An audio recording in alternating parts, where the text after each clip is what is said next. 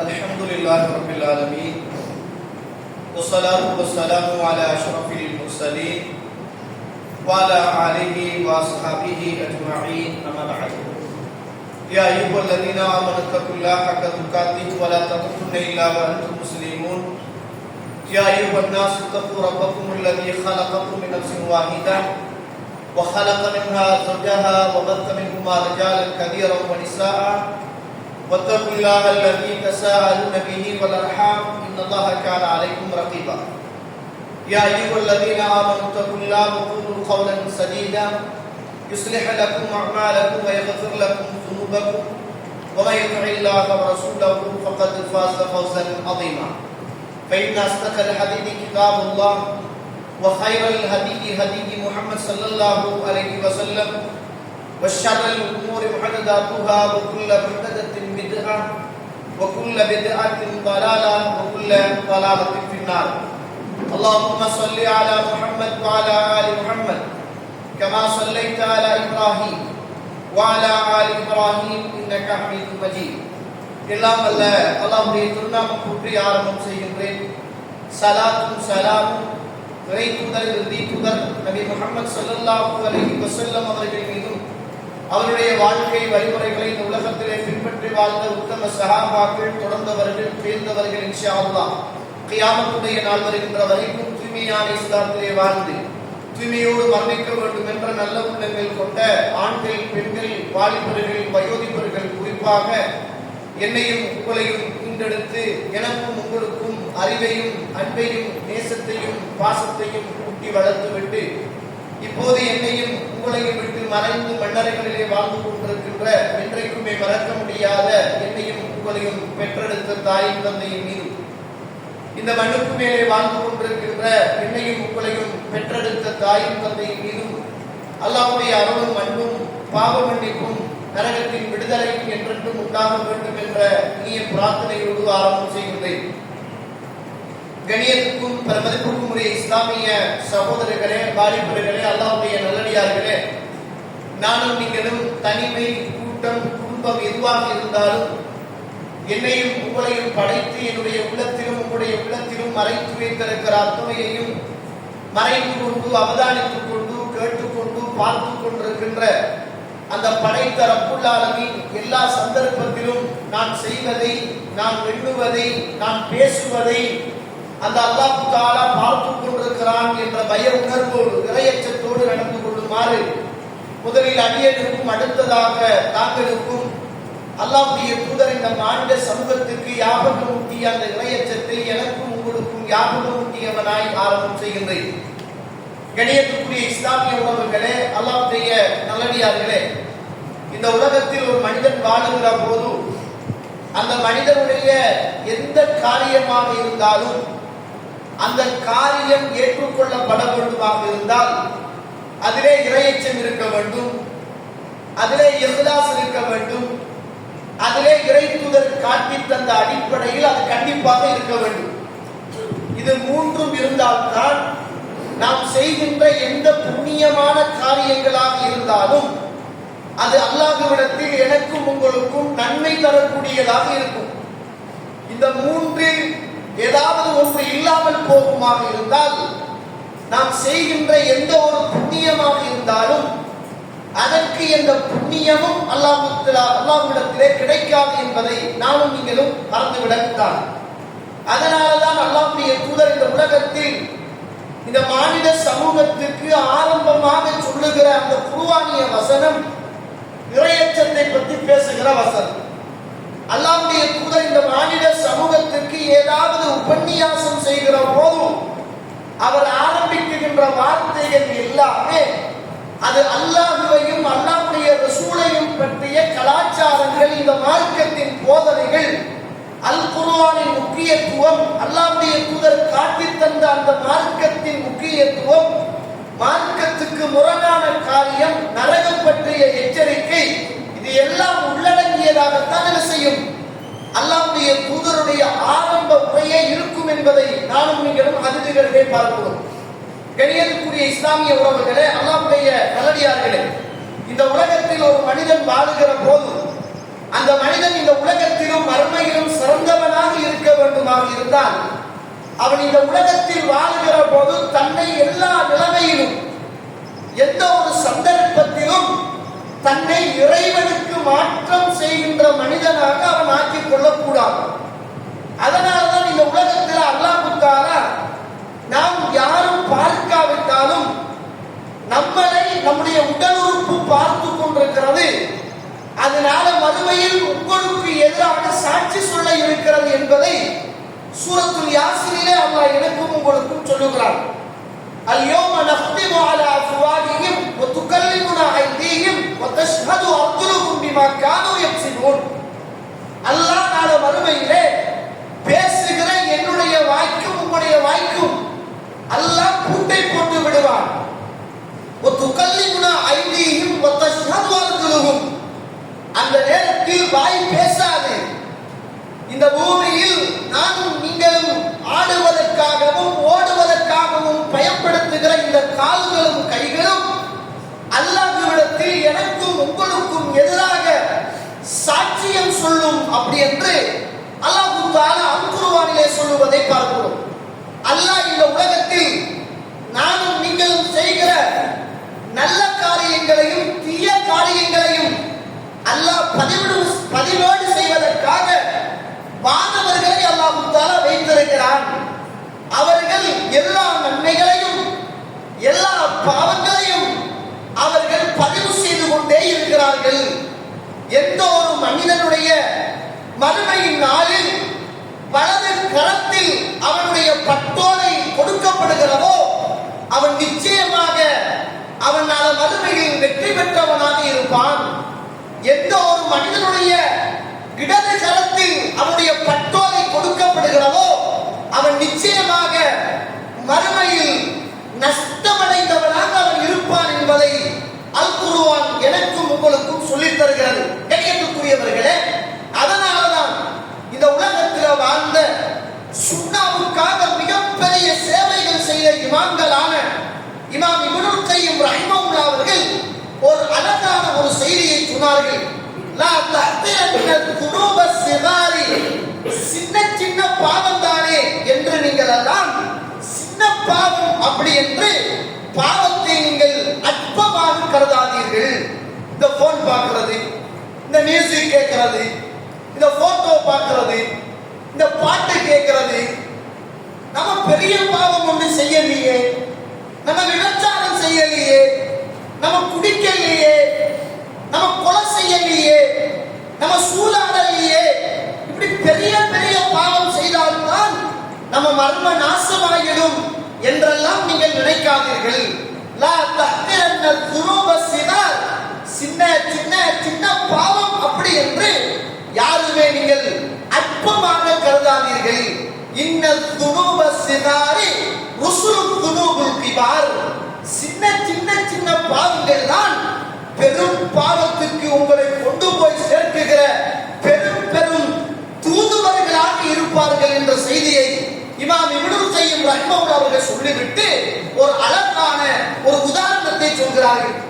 கடலிலே நிப்பாட்டப்படுகிற மிகப்பெரிய கப்பல், அந்த கப்பலை நிப்பாட்டுவதற்காக கடலிலே ஒரு நங்கூரத்தை போட்டுத்தான் அந்த கப்பலை அங்காலும் இங்காலும் ஓடி விடாமல் அலைகள் அடிக்கிற போது அது அசைந்தாலும் இடத்திலே இருந்து நகர்ந்து விடாமல் அந்த கப்பலை பாதுகாப்பதற்காக நங்கூரம் போடுகிற போது அந்த நங்கூரத்திலே உள்ள கயிறு இருக்குத்தானே, அந்த கயிறுகள் எல்லாம் சின்ன சின்ன சின்ன துண்டுகளாக துண்டுகளாக புல்களாக அது எல்லாமே ஒன்று சேர்க்கப்பட்டு தான் மிகப்பெரிய கப்பலையே ஒரு இடத்தில் நிப்பாட்டுகிற மகத்துவத்தை அந்த கயிறு பெறுவதை போல நீங்கள் செய்கின்ற சின்ன சின்ன தவறுகளும் சின்ன சின்ன தப்புகளும் உங்களை மிகப்பெரிய பாவத்துக்கு கொண்டு போய் உங்களுடைய மறுமையை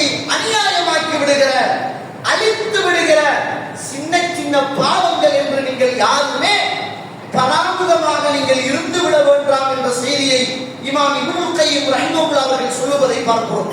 இமாம் ஷாஃபிஈ ரஹிமஹுல்லாஹ் அவர்கள் ஒரு அழகான ஒரு செய்தியை சொல்கிறார்கள். ஃபில் குர்ஆன், குர்ஆனிலே ஒரே ஒரு வசனம், ஒரு சிறிய ஒரு வசனம் இருக்கிறது. சஹ்முன் ஃபீ கல்பி ஸாலிம். அந்த வசனம் இந்த உலகத்தில் வாழுகிற அநியாயம் செய்கிற மனிதனுடைய உள்ளத்தில் ஈட்டியினால் குத்துவதை போல, வபல்சமுன் அலா கல்பில் மதுலூம், வபல்சமுன் அலா கல்பில் மதுலூம். அந்த வசனம் அநியாயம் இழைக்கப்பட்டானே மனிதன், அவனுக்கு ஒத்தனம் கொடுப்பதை போல ஒரு வசனத்தை அல்லாஹ் குர்ஆனிலே வைத்திருக்கிறான்.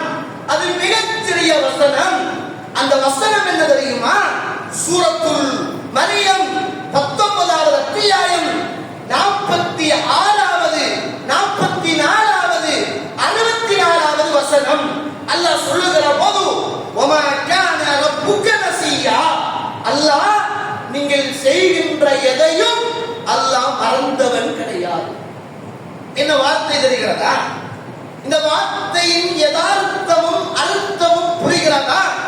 ஆயத்தும் ஃபில் குர்ஆன், குர்ஆனிலே ஒரு வசனம் இருக்கிறது. சஹ்முன் அலா கல்பி ஸாலிம். இந்த உலகத்தில் அநியாயம் செய்கிறானே, அட்டூழியம் செய்கிறானே, பிறரை குத்தி பேசுகிறானே, காணியை அபகரிக்கிறானே, பிறருக்கு வஞ்சகம் செய்கிறானே, பிறரை விழுத்தாட்டுவதற்காக ஓடித் திரிகிறானே, மற்றவனுக்கு அநியாயம் செய்து இந்த உலகத்தில் நிம்மதியாக வாழ வேண்டும் என்று நினைக்கிறானே, அப்படிப்பட்டவனுடைய உள்ளத்துக்கு அது ஈட்டியினால் குத்துவதை போல ஒரு வசனம். வபல்சமுன் அலா கல்பில் மதுலூம். அநியாயம் இழைக்கப்பட்டு அநியாயம் செஞ்சிட்டாங்களே, அடிச்சிட்டாங்களே, பிடிச்சிட்டாங்களே, காணியை எடுத்துட்டாங்களே, சொத்துக்களை அபகரிச்சிட்டாங்களே, வாங்கிட்டு தராம இருக்கிறாங்களே, பேசிட்டு பேசலன்னு சொல்றாங்களே, அநியாயமாக என்ன குற்றம் சுமத்துறாங்களே, நான் செய்யாத தவற நான் செய்ததாக என் மீது அநியாயம் இந்த மக்கள் எல்லாம் சுமத்துகிறார்களே என்று ஒரு சமூகம் அநியாயம் இழைக்கப்பட்டிருப்பார்களே, அந்த அநியாயம் இழைக்கப்பட்ட மக்களுக்கு பல்சமுன் அலா கல்பில் மஹ்ரூம், அநியாயம் இழைக்கப்பட்டவனுக்கு அது ஆறுதலான ஒத்தனம் கொடுக்கின்ற ஒரு வசனமாக அந்த வசனம் இருக்கும் என்ற செய்தியை இமாம் ஷாஃபிஈ ரஹிமஹுல்லாஹ் அவர்கள் சொல்லிவிட்டு சூரத்துல் மரியமுடைய 64வது வசனத்தை ஓதி காட்டினார்கள். வமா கான ரப்புக நசியா, அல்லாஹ் உன்னுடைய ரப்பு இந்த பூமியில் நீங்கள் செய்கின்ற எதையும் அவன் மறந்தவன் கிடையாது. நம்ம தான் மறந்துடும். நான் இவருக்கு அநியாயம் செஞ்சுட்டு, அநியாயமா பேசிட்டு, அநியாயமா காணியை பறிச்சிட்டு, ஒரு நோக்கு வந்தா, ஒரு உம்ராவுக்கு போனா, ஒரு ஹஜ்ஜுக்கு போறா, சலாம் சொல்லணும் என்று அநியாயம் ஒரு பக்கம் இருக்க, நியாயமான உள்ளத்தோடு நேர்மையான மனிதரை போல முன்னால வந்து முஆனக்கா செய்து கட்டிப்பிடித்து மற்றவனுடைய அநியாயத்துக்கு நியாயம் கற்பிக்காமல் அநியாயத்தை அடிமனசுல போட்டு மறைத்து விட்டு நியாயமான மனிதனை போல குல்லாவையும் தாடியையும் வைத்துக் கொண்டு இந்த உலகத்தில் வாழ்வதனால் அல்லாஹ் மறந்துட்டான் என்று நினைக்காத, அல்லாஹ் மறந்துட்டான் என்று நினைக்காதங்க. வமா கான ரப்புக நசியா, உங்களை படைத்த ரப்புல் ஆலமீன் ஒருபோதும் அவன் மறப்பது இல்லை என்ற செய்தி அல் குர்ஆனிலே அல்லாஹ் தஆலா சொல்லித் தருகிறான். இந்த வசனம் அநியாயக்காரனுக்கு அடியும் அநியாயம் இழைக்கப்பட்டவனுக்கு ஆறுதலும் என்ற செய்தியை இமாம் ஷாஃபிஈ ரஹிமஹுல்லாஹ் அவர்கள் சொல்லித் தருவதை பார்க்கிறோம். கண்ணியத்துக்குரிய இஸ்லாமிய உறவுகளே, அல்லாஹ்வுடைய நல்லடியார்களே, இந்த உலகத்துல நம்ம வாழ்ற போது நம்ம இந்த உலகத்துல எப்போதும் நம்மளோட மனச்சாட்சிக்கு விரோதம் இல்லாம வாழ வேண்டிய மனிதர்களாக ஆக வேண்டும். என்னதான் இந்த உலகத்துல இன்பம் துன்பம் கஷ்டம் நஷ்டம் எது நடந்தாலும் நம்மளோட மனசுக்கு என்று ஒரு சாட்சி இருக்குமே, அந்த மனச்சாட்சியத்தை ஒரு மனிதன் மறந்து வாழ இயலாது. அல்லாஹ் தஆலா கூறுவான் சூரத்துல் யூசுப் 12வது அத்தியாயம் 22, 23, 24, 25, 26, 27, 33வது வசனம் வரைக்கும் கொஞ்சம் படிச்சு பாருங்க. இதுக்கு அல்லாஹ் தஆலா அழகான வரலாறு அப்படி என்று சொல்றான். யூசுப் அலைஹிஸ்ஸலாத்துடைய வரலாறு நான் சொல்லல, அது எல்லாருக்கும் தெரிந்த வரலாறு. ஆனால்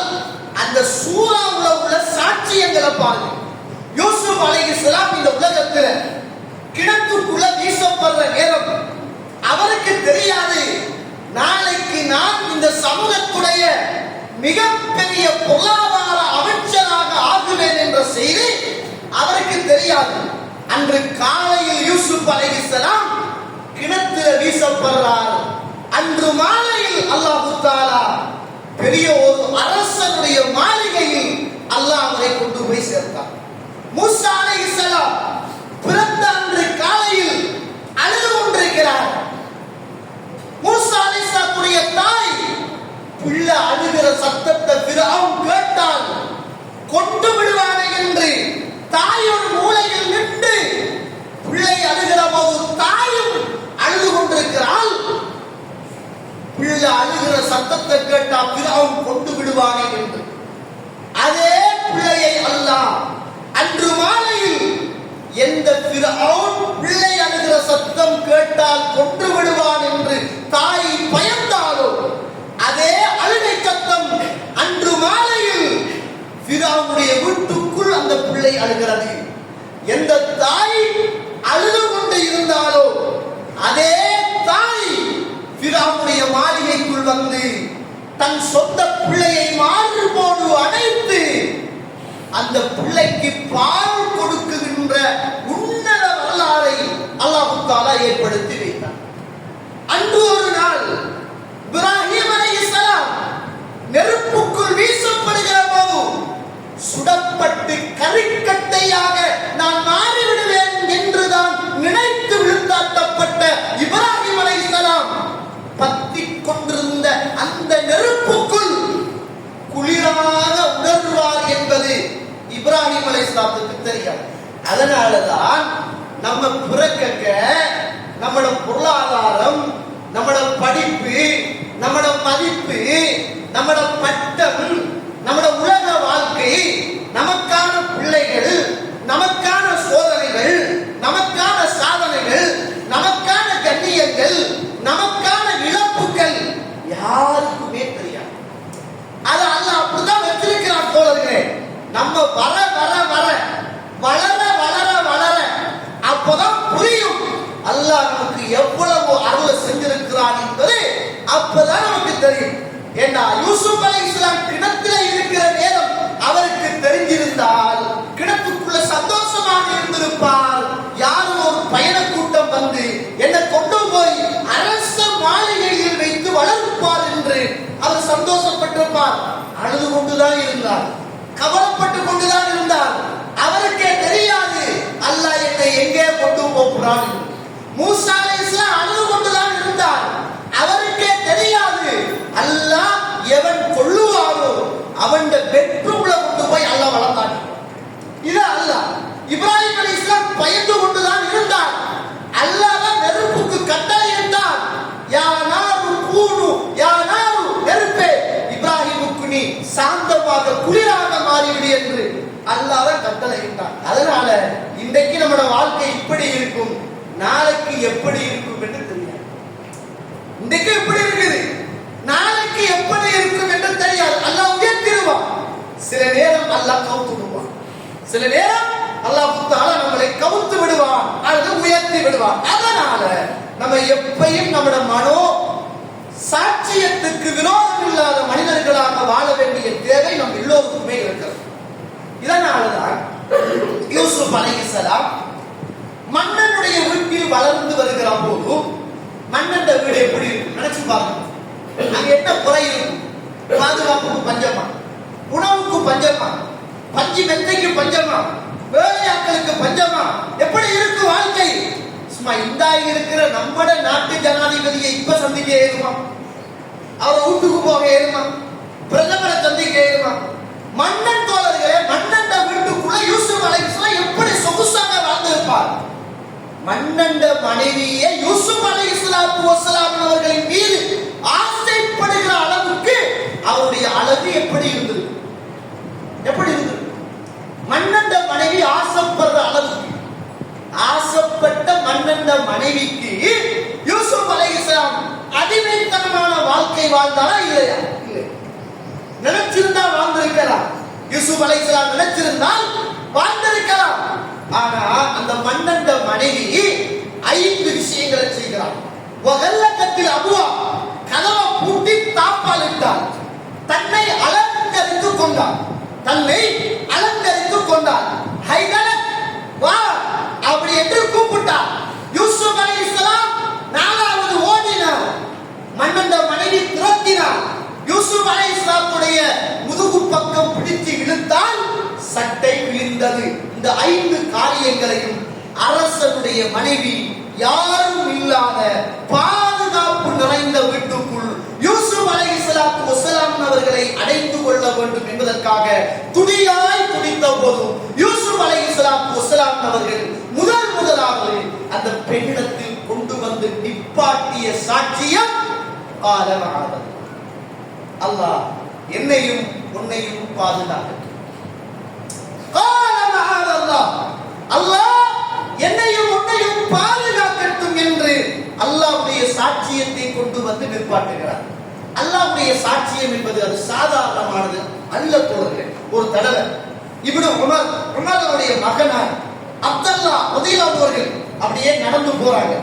மர்ர பிராஹி, ஆடு மேய்க்கக்கூடிய ஆட்டு இடையனுக்கு பக்கத்தால நடந்து போறாங்க. நடந்து போற நேரத்துல ஒரு ஆட்டிடையன் ஆடுகளை வைத்துக் கொண்டு காட்டில நின்று குலைகளை பிச்சு ஆட்டுக்கு உணவுகளை கொடுத்து கொண்டு வேகிற வெயில்ல நின்று கொண்டிருக்கிறான். ஆட்டிடையன் என்ன ஈமான் இருக்கும்? ஆடு மாடு வளர்க்கிற மனுஷன் என்ன ஈமான்? நம்ம அப்படிதான் நினைக்கிறோம். இறைச்சி கடையில குறையா சொல்லல, சமூகம் அப்படிதான் பார்க்குது.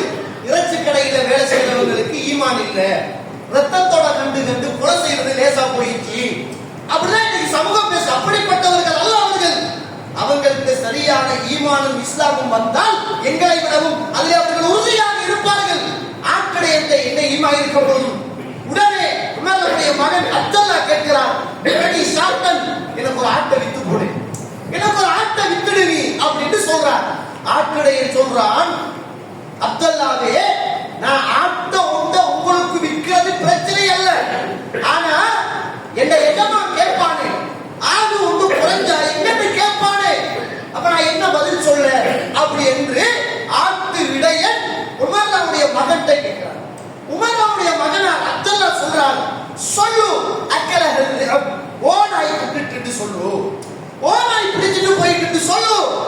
அந்த ஆட்டிடையன் யாரும் இல்லாத நேரத்தில் காட்டு வனாந்தரத்தில் மிருகத்தோடு நிற்கின்ற மனிதன் அப்துல்லாவை பார்த்து உமருடைய மகனை பார்த்து சொல்கிறான், ஐனல்லாஹ், நான் எஜமானிடத்தில் ஆட்டை ஓனாய் விட்டுவிட்டது என்று சொல்லிவிடலாம். ஐனல்லாஹ், என்னையும் உங்களையும் படைத்த அந்த ரப்புல் ஆலமீன் எங்கே இருக்கிறான்? உமரே மறந்து விட்டீர்களா என்று இப்னு உமர் ரலியல்லாஹு பார்த்து கேட்டபோது பக்கா அப்துல்லா, உமருடைய மகனார் மாலையாக கண்ணீர் வடிக்கிறார். அந்த எஜமானை தேடி போனார். அந்த ஆட்டுடைய எஜமானை தேடி போனார்.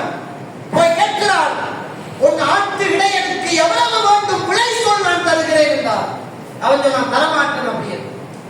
ஏன் கேட்கிறீர்கள் என்று கேட்டார். இல்லை, அவரை நான் வாங்கி உரிமையிட வேண்டும், எவ்வளவு வேண்டும் கேளுங்கள் தருகிறேன் என்றார்.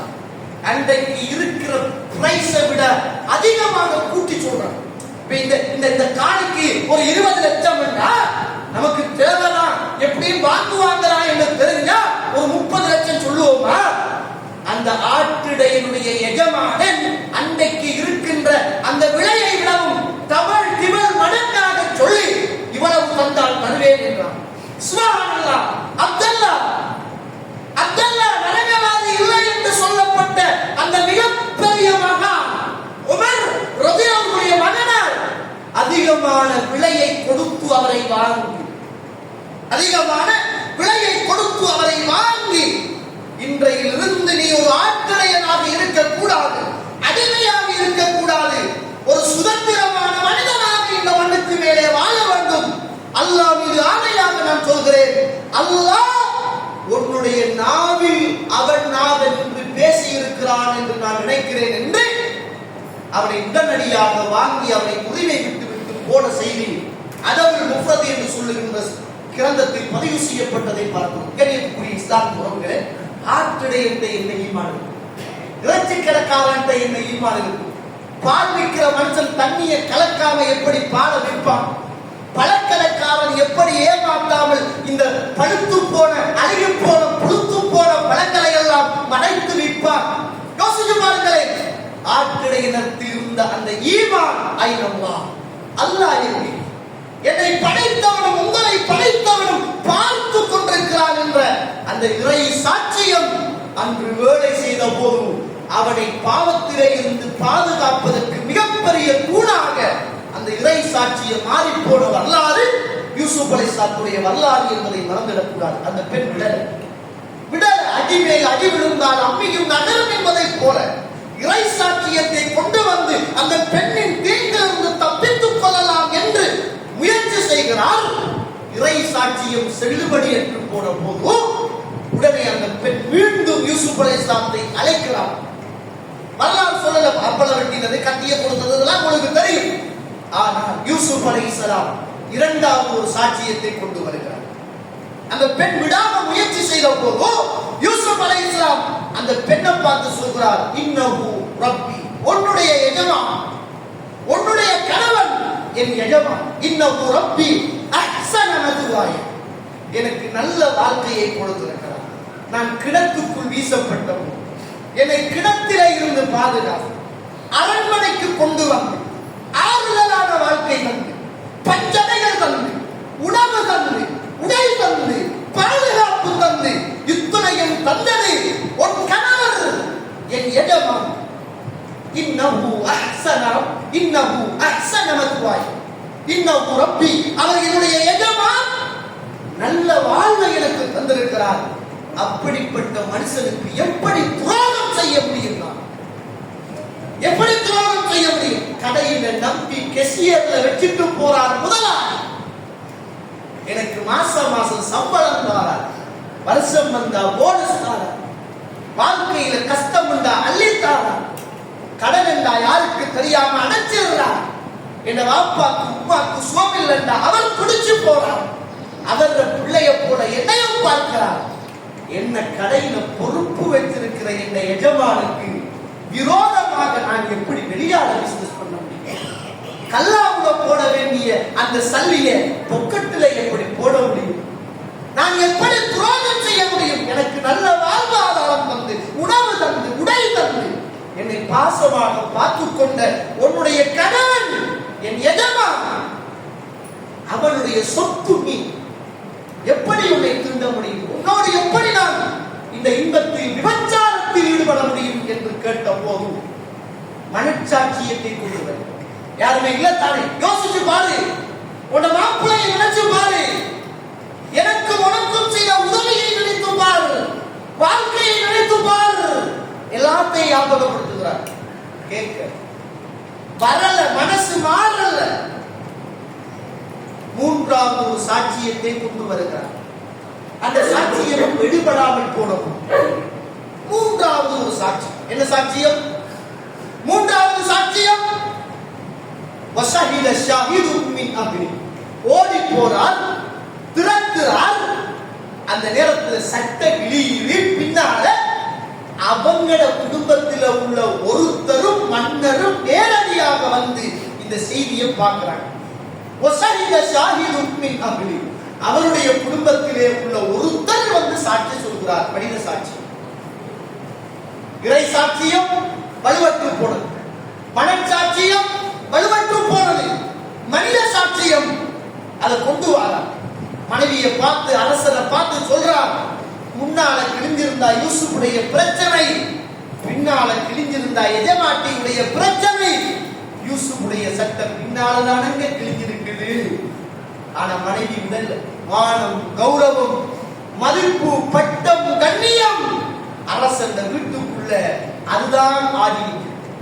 உடனே மனைவி சொல்றார், மன்னனுடைய மனைவி சொல்றார், இத பாருங்க எஜமானன் அசீஸே, இதோ உங்களோட மனைவியை தகாத முறையில அனுபவிக்க போன இந்த யூசுஃபுக்கு என்ன தண்டனை கொடுக்க போறீங்க? சில நேரங்கள்ல இந்த மூன்று சாட்சியங்களும் வழி இழந்து போகும். மனச்சாட்சியத்தை சொல்லி பார்ப்போம், கேட்க மாட்டாங்க. மனித சாட்சியத்தை கொண்டு வருவோம், கேட்க மாட்டாங்க. இறை சாட்சியத்தை கொண்டு வந்து சத்தியம் பண்ணுவோம், கேட்க மாட்டாங்க. கேட்காத நேரத்துல மனசு உடைஞ்சிடுவோம். ஆனா மனசு உடைந்தா யூசுப் அலைஹிஸ்ஸலாம் அந்த நேரத்துல அல்லாஹ் கிட்ட கேட்கிறார், யா அல்லாஹ், எனக்கு மிக விருப்பம் இந்த நேரத்துல இந்த வீடு வேண்டாம், இந்த எஜமாட்டி வேண்டாம், இந்த எஜமான் வேண்டாம், இந்த சொகுசான வாழ்க்கை வேண்டாம், பஞ்சு மெத்தனைகள் வேண்டாம், நாவுக்கு ருசியான உணவு வேண்டாம். எனக்கு விருப்பமானதெல்லாம் சிஜின் அஹப்பு இலைய சிஜன், எனக்கு சிறைச்சாலை விருப்பமாக இருக்கிறது. இந்த பாவத்திலே இருந்து என்னை காத்துக்கொள்ள, நான் என்னை பாதுகாத்துக் கொள்ள, இந்த ஆடம்பரமான வாழ்க்கையிலே இருந்து நான் சிறைச்சாலை போவதை எனக்கு விருப்பமாக இருக்கிறது யா அல்லாஹ் என்று யூசுப் அலைஹிஸ்ஸலாத்து வஸலாம் அல்லாஹ் கிட்ட துஆ கேட்ட போது அல்லாஹ் தஆலா அல் குர்ஆனிலே சொல்கிறான், ஃபஸ்தஜப்னா லஹு, அவருடைய பிரார்த்தனைக்கு நாம் பதிலளித்தோம். அவரை சொகுசான வாழ்க்கையிலிருந்து அவரை மிக தரங்கட்ட ஒரு ஜெயிலுடைய சிறைச்சாலைக்கு நாம் கொண்டு சேர்த்தோம் என்றார். யாராவது இந்த உலகத்துல சொகுசான வாழ்க்கையில நடக்கின்ற பாவத்திலிருந்து பாதுகாப்பதற்காக சிறைச்சாலைக்கு போகின்ற இளைஞர் சமூகம் யாராவது ஒருவர் யூசுப் அலைஹிஸ்ஸலாம் 3 சாட்சியமும் நிராகரிக்கப்பட்ட போது, அந்த 3 சாட்சியமும் செல்லுபடியற்ற போது யூசுப் அலைஹிஸ்ஸலாம் ஒரு நிரபராதி அநியாயமான முறையில் சிறைச்சாலை போனார் என்ற வரலாறை குர்ஆன் எனக்கும் உங்களுக்கும் சொல்லியிருக்கிறது. கண்ணியத்துக்குரிய இஸ்லாமிய உறவுகளே, இதுதான் முக்கியம். முடிஞ்சா 3 சாட்சியமும் முடிஞ்சதா? இப்ப பாருங்க, யூசுப் அலைஹிஸ்ஸலாம் சிறையில் வாழுகிறார். சிறைச்சாலை என்பது எப்படிப்பட்ட வாழ்க்கை? நினைத்த மாதிரி வாழ முடியாத வாழ்க்கை, துன்பம் நிறைந்த வாழ்க்கை. இந்த வாழ்க்கையில யூசுப் அலைஹிஸ்ஸலாம் 3 சாட்சியத்தையும் கொண்டு வந்து அவர் குற்றவாளி என்று அந்த சமூகம் தீர்ப்பு சொன்ன போதும் சிறைச்சாலையில் வாழ்ந்து கொண்டிருக்கிற போது மன்னன் ஒரு கனவு காணுகிறார். என்ன கனவு? 7 கொழுத்த மாடுகள் 7 மெலிந்த மாடுகளை காணுகிறார். 7 நல்ல பசுமை நிறைந்த செழிப்பான கதிர்கள், 7 வாடி வதங்கி போட சுருங்கி போட சலுகைகள். இதை கண்ணில் கனவாக காணுகிறார். கனவுக்கு விளக்கம் மன்னன் தேடுகிறார். யாருக்கும் சரியான விளக்கம் கிடைக்கல. யூசுப் அலைஹிஸ்ஸலாம் மன்னன் கேட்கிறார். 3 சாட்சியமும் அநியாயமாக வறுக்கப்பட்டு அநியாயமான முறையில் ஒரு நிரபராதி ஒரு ஜெயிலில் அடைக்கப்பட்ட போது மன்னன் வந்து கனவுக்கான விளக்கம் கேட்ட போது அந்த நேரத்தில் யூசுப் அலைஹிஸ்ஸலாம் கனவுக்கான விளக்கம் சொல்கிறார். அவர் நினைத்திருந்தால், நீ என்னடா மன்னன், நான் எவ்வளவோ சொல்லி பார்த்தேன், அல்லாஹ் ஒரு சத்தியம் செய்தேன், உனக்காகத்தான் அந்த பெண்ணையை தீண்டாம இருந்தேன், உங்க குடும்பத்தில் உள்ள மனுஷன் வந்து நியாயமான முறையில் சாட்சியம் சொன்ன போது கூட என்னை அநியாயமாக சிறையில் அடைத்த உனக்கு நான் என்ன உதவி செய்வது என்று அவர் மறுத்திருக்கலாம். மறுக்க எனக்கு அநியாயம் இழைக்கப்பட்டாலும், என் சாட்சியம் மறுக்கப்பட்டாலும், என்னை இந்த சமூகம் அங்கீகாரம் கொடுக்காமல் சிறையில் அடைக்கப்பட்டாலும், இந்த மண்ணுக்கு மேலே வாழ்கின்ற மனித சமூகம் எப்போதும் செத்து மடிந்து விடக் கூடாது என்பதற்காக அரசனிடத்தில் அந்த கனவுக்கான பதிலை சொல்கிறார். அரசரே, 7 ஆண்டுகள் வரை இருக்கிறது, அது பஞ்சம் நிறைந்த ஆண்டுகள், மக்கள் பசியினால் பட்டணியினால் செத்து மடிகின்ற ஒரு ஆண்டு வரை இருக்கிறது. முடியுமாக இருந்தால் உங்களுடைய பொருளாதார அமைச்சை எனக்கு தாருங்கள். நீங்களா அநியாயம் செஞ்சீங்களா, அதுக்கு பழி வாங்குறவன் நான் அல்ல. உங்களுடைய பொருளாதார அமைச்சை எனக்கு தாருங்கள். நான் இந்த வறுமையில் இருந்து இந்த மக்களை நான் காத்துக்கொள்வேன். பள்ளியில் ஒரு நாள் தலைவராக இருப்பார். நல்ல கணக்கு வழக்கு, நல்லா வசூல், நல்லா ஊர் மக்களோட சேர்ந்து நல்லா செஞ்சிருப்பார். ஏதோ அடுத்த நிர்வாக கூட்டத்தில் பள்ளி தலைவர் வந்து இறங்கிருப்பார். பள்ளி பக்கமே நிர்வாகத்தில் இருந்துட்டு பயானுக்கு ஆள போடுற இவர் நல்ல நல்ல மௌலவி எல்லாம் கொண்டு வந்தார். அடுத்த முறை நிர்வாக தெரிவுல இவரை விட்டுட்டாங்க. போன்ல உள்ள எல்லா மௌலவிமார நம்பரை அடிச்சு சும்மா போட்டதை கிழிச்சு பத்த வச்சு ஏழுமட்டா செஞ்சு பாருங்க. அல்லாஹ் நம்ம சின்ன சின்ன விஷயங்கள் இப்படிதான் இருக்கும். நமக்கிட்ட எல்லாம் இருப்பது சுயநல குணம். ஒரு அரசியல் நடக்கும், பட்டு மாய்ங்க. நமக்கு தெரியும், போய் சொன்னா ஏற்றுக்கொள்வாங்க தெரியும். இல்ல, எனக்கு நீ ஒரு நாள் செஞ்சா இப்ப உனக்கு விட. இதுதான் நம்மளோட குணம் தோழர்களே. நான் பட்ட துன்பத்தை நீ பட்டு பார்க்க வேண்டும் என்று நினைக்கிறோமே, இதுதான் இன்றைக்கு மனித சமூகம் செத்து மடிந்து கொண்டிருக்கின்றதற்கு மிகப்பெரிய காரணம் என்பதை மறந்துடக்கூடாது.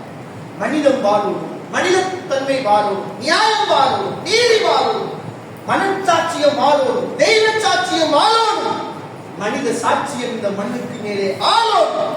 அது இருந்தால் நம்ம சிறந்த சமூகமாக இந்த மண்ணுக்கு மேலே வாழலாம் என்பதை நானும் நீங்கள் மறந்துவிடக் கூடாது. எனவே கண்ணியத்துக்குரிய இஸ்லாமிய உறவுகளே, அல்லாஹ்வுடைய நல்லடியார்களே, நம்ம எந்த சந்தர்ப்பத்திலும் இந்த 3 சாட்சியத்துக்கு விரோதமான மனிதர்களாக வாழ்ந்து விடாமல் 3 சாட்சியத்துக்கு கட்டுப்பட்ட மனிதர்களாக வாழுகின்ற காலமெல்லாம் நல்லவர்களாக வாழ்ந்து மறுமையிலும் நல்லவர்களாக நான் நீங்களும் வாழலாம் என்பதை நான் நீங்கள் புரிந்து கொள்ள வேண்டும். அல்லாஹ் தஆலா அப்படிப்பட்ட நல்ல கூட்டத்தில் என்னை உங்களை ஆக்கி அருள்வானாக. வாஹதவானாக. அல்ஹம்துலில்லாஹ் ரப்பில் ஆலமீன்.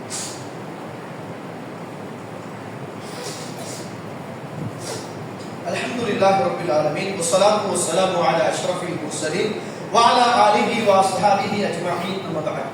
கண்ணியத்துக்குரிய இஸ்லாமிய உறவுகளே, அல்லாஹ்வுடைய நல்லடியார்களே, ஒரு மனிதனுடைய மனச்சாட்சியம் இருக்குதானே, அதுக்கு இறைவன் கொடுக்கின்ற உபகாரம் என்ன தெரியுமா? புகாரில 6823வது செய்தி, புகாரில பதிவு செய்யப்பட்ட செய்தி. ஒரு தடவை ரசூலுல்லாஹ் ஸல்லல்லாஹு அலைஹி வஸல்லம் அவர்கள் மஸ்ஜிதுன் நபவியில் இருக்கிறார். ஒரு மனிதர் வருகிறார். எப்படி வாழ்றார் தெரியுமா? அல்லாஹ்வுடைய தூதரிடத்தில் ஓடி வந்து சொல்கிறார், இன்னி அஸப்து ஹத்தன், யா ரசூலுல்லாஹ், நான் மிகப்பெரிய பாவத்தை செய்தேன், அந்த பாவத்துக்குரிய தண்டனையை நீங்கள் எனக்கு கொடுங்கள் என்றார். ரசூலுல்லாஹ் ஸல்லல்லாஹு அலைஹி வஸல்லம் பள்ளியிலே இருக்கிறார்கள். வஹதரத்தி ஸலாத், தொழுகைக்கான நேரம் வந்துவிட்டது. அல்லாஹ்வுடைய தூதர் தன்னை நாடி தேடி வந்த மனுஷரை, என்ன பாவம் செஞ்சீங்க, எங்க பாவம் செஞ்ச, யாருங்க பாவம் செஞ்ச, எப்ப பாவம் செஞ்ச, எத்தனை தடவை செஞ்ச, எந்த ஊர்ல செஞ்ச, எந்த பெண்ணோட செஞ்ச? அல்லாஹ்வுடைய தூதர் எதையும் கேட்கல. வஹதரத்தி ஸலாத், தொழுகைக்கான நேரம் வந்த போதும் வந்த மனிதரை விட்டு விட்டு இறை தூதர் தொழுகைக்காக போனார். வந்த மனிதரும் எங்கும் போகாமல், ஓடாமல், ஒளியாமல், இறை தூதரும் ஆளை பிடிங்க, கட்டுங்க, பாதுகாப்ப வைங்க, முன்சப்புல வைங்க, 4 பேர் பாதுகாருங்க, எதையும் சொல்லாமல் வஹதரத்தி ஸலாத், தொழுகைக்காக வந்தார்கள். தொழுது முடித்ததும் அல்லாஹ்வுடைய தூதர் அதே இடத்தில் போய் உட்கார்ந்தார். எந்த இடத்தில் ரசூலுல்லாஹ் இருந்தாரோ அதே இடத்தில் உட்கார்ந்தார். எந்த மனிதர் ஓடி தேடி இறை தூதரை நாடி வந்தாரோ, தொழுகை முடித்ததும் அதே மனிதர், யா ரசூலுல்லாஹ், அல்லாஹ்வுடைய தூதரே, இன்னி அஸப்து ஹத்தன், நான் மிகப்பெரிய பாவத்தை செய்து விட்டேன், எனக்காக நீங்கள் குர்ஆன் சுன்னா அடிப்படையில் எனக்கான தண்டனையை கொடுங்கள் என்று கேட்டார். ரசூலுல்லாஹ் ஸல்லல்லாஹு அலைஹி வஸல்லம் அந்த மனுஷரை பார்த்து கேட்டாங்க, அஸல்லைனா மஅனா, அஸல்லைத மஅனா, எங்களோடு சேர்ந்து இப்படிங்க இமாம் ஜமாஅத் தொழுதீர்களா என்று கேட்டார். வந்த மனிதர் சொன்னார், கால நஅம், ஆம் யா ரசூலுல்லாஹ், உங்களோடு சேர்ந்து நான் தொழுதேன் என்றார். சொன்னார்கள் ரசூலுல்லாஹ் ஸல்லல்லாஹு அலைஹி வஸல்லம், கஃபர் லக தம்பக், உன்னுடைய பாவத்தை அல்லாஹ் மன்னித்து விட்டான், அல்லது ஹத்தன், அதுதான் உனக்கான தௌபா, நீ போய்விடு என்றார்கள் ரசூலுல்லாஹ் ஸல்லல்லாஹு அலைஹி வஸல்லம். மனசு உருகி மனச்சாட்சியத்தை முன்வைத்து இறைவனுக்காக வாழ வேண்டும் என்று இஸ்லாத்தின் தீர்வு காணினால் புரிந்து கொள்ளுங்கள், உங்கள் மனச்சாட்சியமே உங்களை சுவர்க்கத்திற்கு கொண்டு போய் சேரும். ரசூலுல்லாஹ் இருக்கிறாங்க. புகாரியில 1637வது செய்தி, புகாரியில பதிவு செய்யப்பட்ட செய்தி. ரசூலுல்லாஹ் இருக்கிறாங்க. அந்த நேரத்துல ஒரு ஜனாசா கொண்டு போகப்படுது. உங்கள் எல்லாருக்குமே தெரியும், ஒரு ஜனாசாவை தூக்கிட்டு போறாங்க. மக்கள் எல்லாம் நல்லவர் வல்லவர் அப்படின்னு புகழாதாரம் சொல்றாங்க. உடனே ரசூலுல்லாஹ் வஜபத் வஜபத், கடமையாகிட்டாங்க. ரசூலுல்லாஹ் இருக்கிறாங்க, சஹாபாக்கள் இருக்கிறாங்க. இன்னும் ஒரு ஜனாசா கொண்டு போகப்படுகிறது. அந்த நேரத்தில் மக்கள் எல்லாம் மிக கெட்டவன், மோசமானவன், அநியாயக்காரன் அப்படின்னு அவனை பத்தி கேவலமாக பேசுறாங்க, இழந்து பேசுறாங்க. ரசூலுல்லாஹ் வஜபத் வஜபத், கடமையாகி விட்டது, கடமையாகி விட்டது என்றார்கள். எழுப்பினார்கள். உமர் ரலியல்லாஹு அன்ஹு, யா ரசூலுல்லாஹ், அல்லாஹ்வுடைய தூதரே, முதலாவது ஒரு ஜனாசா கொண்டு போகப்பட்ட போது வஜபத் என்றீர்கள், இரண்டாவது ஜனாசா கொண்டு போகப்பட்ட போது வஜபத் என்றீர்கள், என்ன காரணம் யா ரசூலுல்லாஹ் என்று கேட்டார்கள். சொன்னாங்க ரசூலுல்லாஹ் ஸல்லல்லாஹு அலைஹி வஸல்லம், தோழர்களே, முதலாவது ஜனாசா கொண்டு போகப்பட்ட போது நீங்கள் அத்துணை பேரும் அவரை நல்லவர் என்றீர்கள், ஒரு சிறந்த மனிதர் என்றீர்கள், அவரை புகழ்ந்தீர்கள்.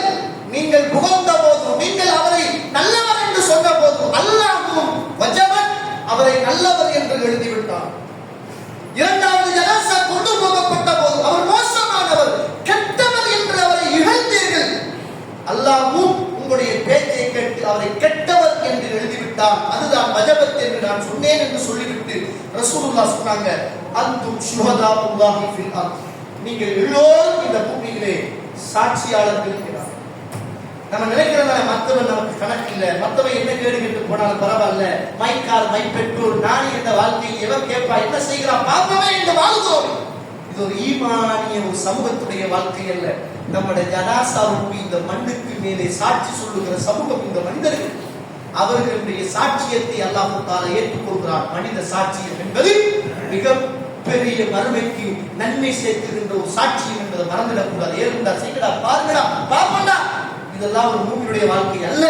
நீங்க தான் எனக்கு சாட்சி, நீங்க நல்லவன் என்று சொன்னா நான் நல்லவன், நீங்க கெட்டவன் என்று சொன்னா நான் கெட்டவன் என்ற மனித சாட்சியம் என்பது மிக பிரதானமானது என்பதை அறிந்து நல்லவர்களாக வாழ்ந்து மனச்சாட்சியத்தோடும் மனித சாட்சியத்தோடும் இறை சாட்சியத்தோடும் இந்த மூன்று சாட்சியங்களையும் மதித்து இந்த மண்ணுக்கு மேலே வாழ்கிற போது அல்லாஹ் ரப்புல் ஆலமீன் நமக்கு சொர்க்கத்தில் மிகப்பெரிய இடத்தை தர காத்திருக்கிறார் என்பதை அறிந்து தெரிந்து நல்லவர்களாக வாழ்ந்து மரணிப்பதற்கு அல்லாஹ் எனக்கு துணை செய்வானாக. வாஹ் அல்வானா அல்ஹம்துலில்லாஹி ரப்பில் ஆலமீன்.